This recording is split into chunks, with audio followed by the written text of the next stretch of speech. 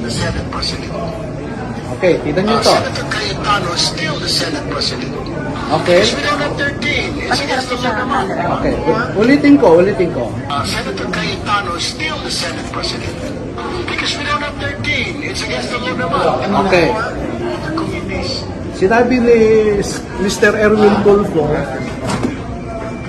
na si Senate President Alan Cayetano pa rin ang kanilang pinuno.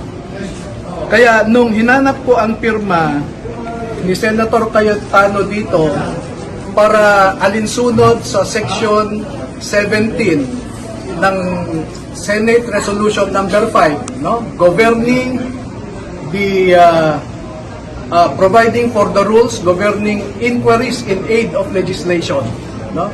Ang Section 17 doon nakalagay, and this should have been approved by the Senate President.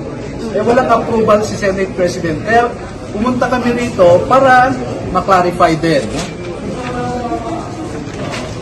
Tapos So na ba? clarification lang po, attorney. Pumunta kayo dito to clarify the invitation pero hindi kayo haharap sa Blue Ribbon Committee investigation under Senator Erwin Tulfo.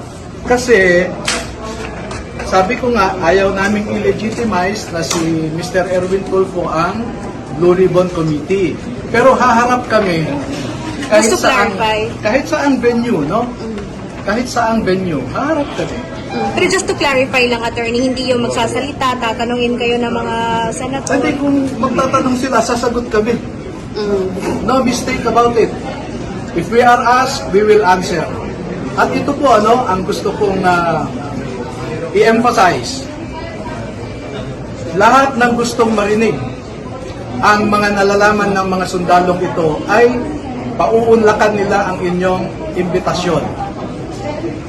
From the very beginning, we are committed to help any government agency and the Filipino people as a whole to discover or even uncover the truth. The danger only is if that body or entity have already decided what should be the truth. Wala na kaming magagawa doon. Pero attorney, para sa inyo, dapat ba mag-inhibit si Senator Erwin kasi siya iniimbestigahan din. Sinasabi din ng grade 18, nakatanggap din siya ng maleta. Yes. Tama po yun. Pag titingnan nyo naman ngayon, yung Section 18 ng Senate Resolution number 5 approved on August 9, 2010. Ang committee ay merong power of contempt, no? Ngayon, inaakusahan naming isa, si si Erwin Tulfo. Sa tingin nyo ba ay aamin siya?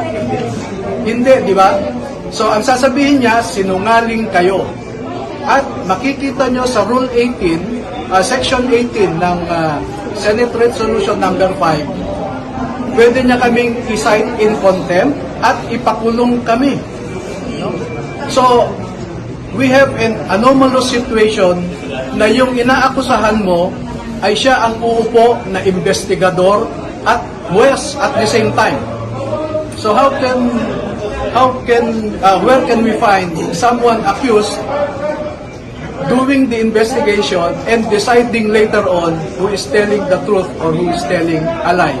Dapat mag-inhibit siya. So may conflict of interest kung ipapatuloy niya pa yung pagdinig. Oo. Ang hinihingi ko lang dito, sa ating mga senador, we should be statesman. Our country is looking for statesmanship, not brinkmanship. Attorney, aatin ba kayo dun sa